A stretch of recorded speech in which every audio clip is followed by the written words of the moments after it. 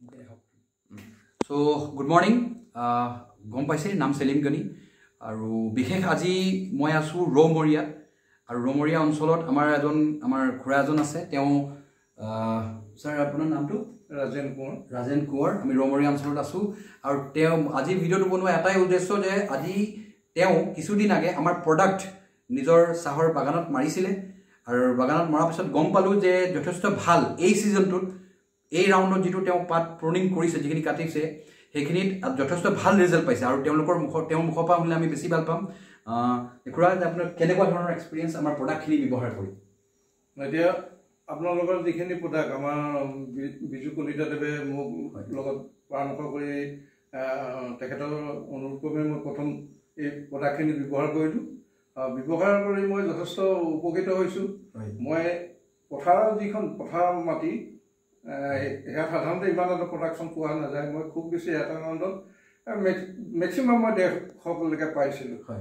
কিন্তু এই প্ৰডাক্টখিনি ইউজ কৰাৰ পাছত মই এই ৰাউণ্ডটো আজি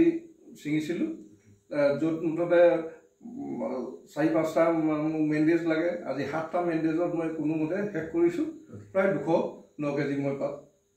আপোনালোকে শুনিলে যে খুৰাই নৰ্মেলি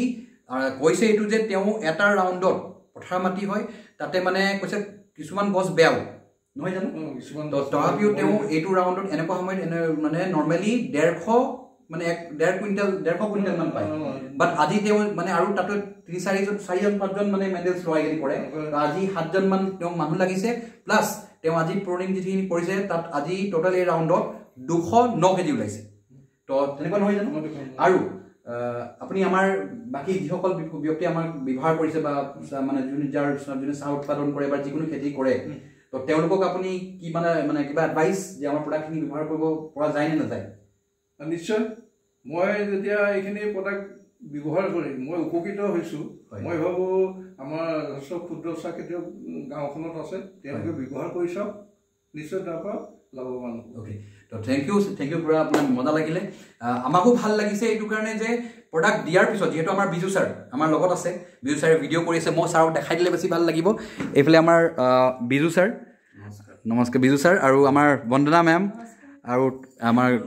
ওকে ৰুমি মেম তো এওঁলোকে মিলি আমি এটা দি আহিছিলোঁ যিহেতু থকা যিসকল আছে মই প্ৰত্যেককে ৰিকুৱেষ্ট কৰোঁ যাতে প্ৰডাক্ট ব্যৱহাৰ কৰক আৰু যথেষ্ট ভাল ৰিজাল্টৰ পৰা আপোনালোকে উপকৃত হওক আৰু আমাৰ বিজনেছটো যাতে আগবাঢ়ি যায় তাৰে কামনা কৰিছোঁ থ্যাংক ইউ ছাৰ